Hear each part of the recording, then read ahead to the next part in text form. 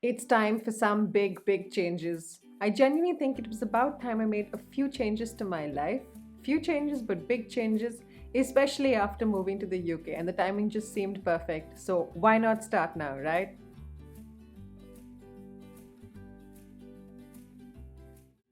Hi there, if you're new to my channel, my name is Ashika, and on this channel, we talk about tips on moving to the UK.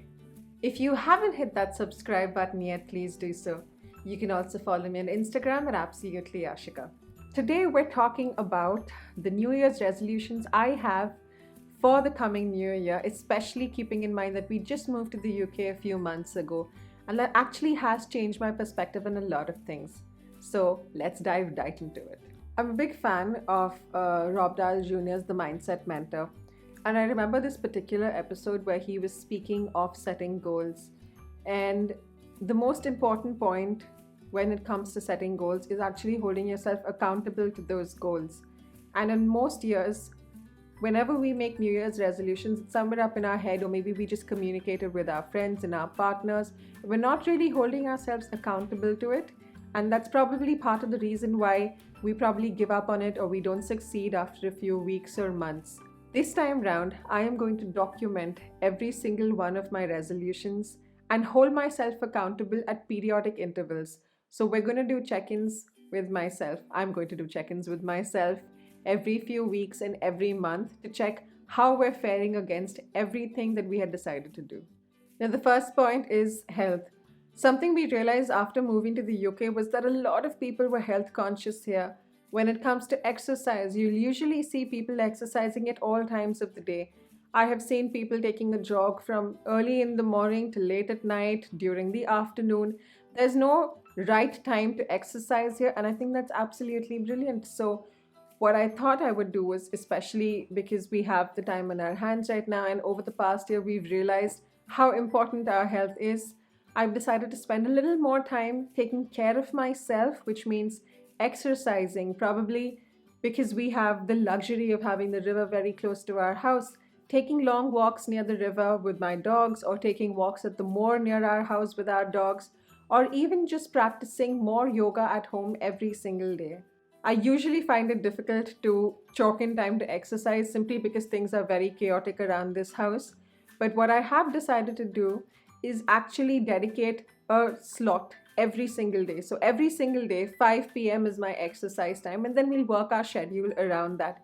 Now, another very bad trait I have is wanting to order food because personally, I'm not a very big fan of cooking. And life has gotten easier here because there are lots of store cooked available meals ready, and I usually tend to just buy them so I don't have to actually cook. But something I have decided to do, just keeping our health in mind, is try and cook more often. Part of the reason is because it's extremely unhealthy, obviously, to eat out outside, but also because we've actually found the Indian grocery shop in Maidenhead, and it has everything available. It has all the Indian spices, all the Indian foods that we are used to.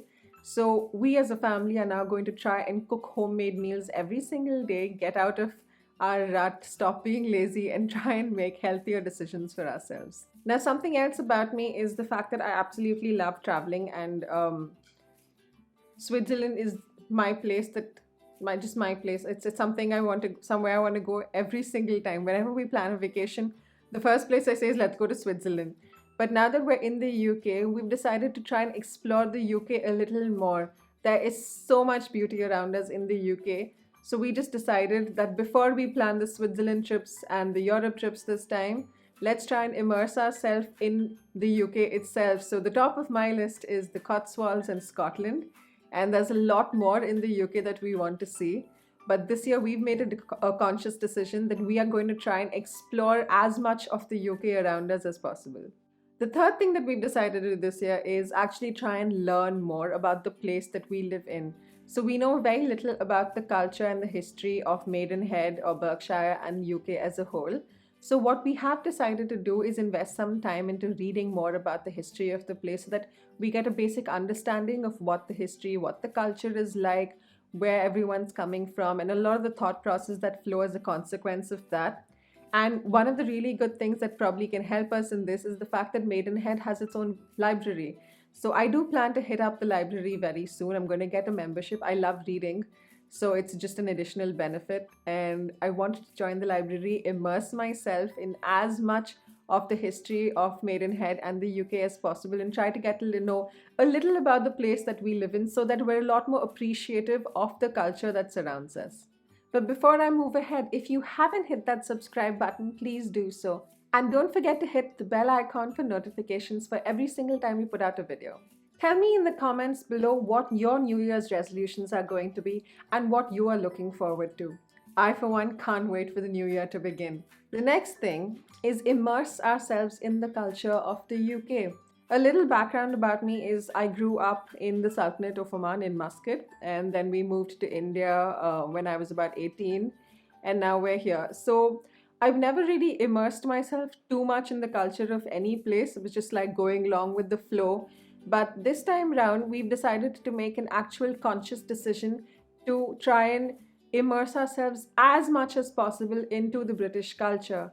What does that mean? That means trying out afternoon teas, for instance.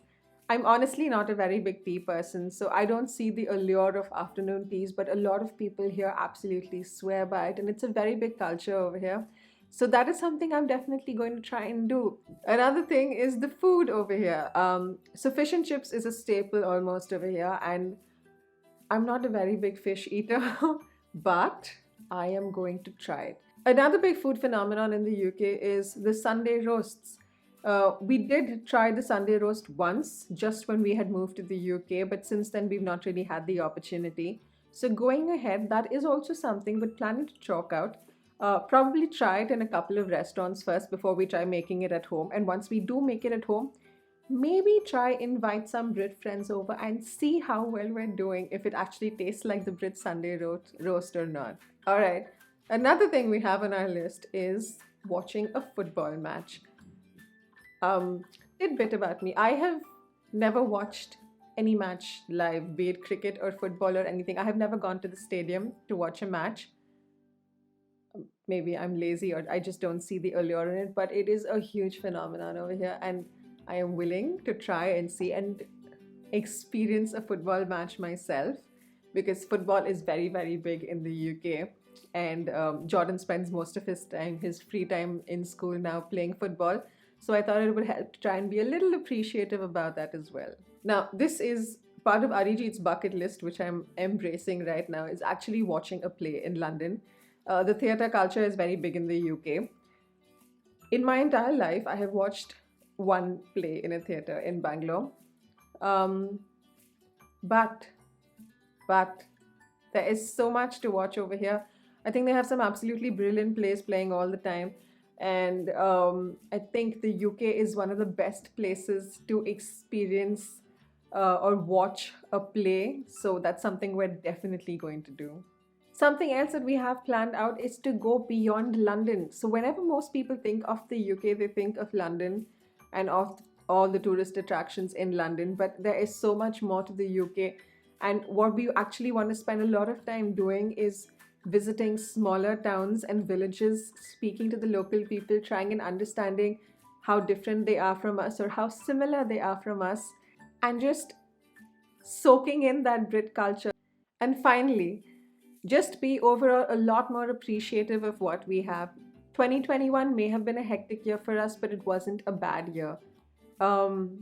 We've managed to get through the year and everyone's healthy, everyone's happy. I'm honestly grateful. I probably should be a lot more grateful for that. But I want to spend 2022 actually appreciating everything we've been blessed with and probably taking a little slower, being able to enjoy the everyday, savoring those moments. 2021 for us was honestly just so much planning, because we were earlier supposed to move in May, then we moved it to August. It was making a lot of plans, cancelling a lot of plans, doing a lot of running around, a lot of chaos even once we moved here.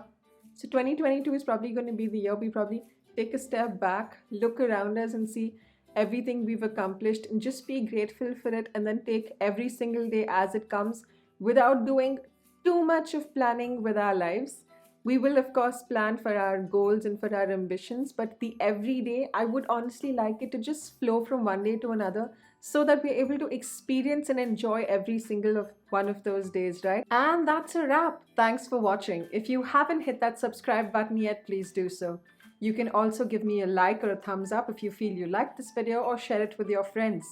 If you haven't followed me on Instagram, my handle is absolutely Ashika. Thanks for watching and have a great new year.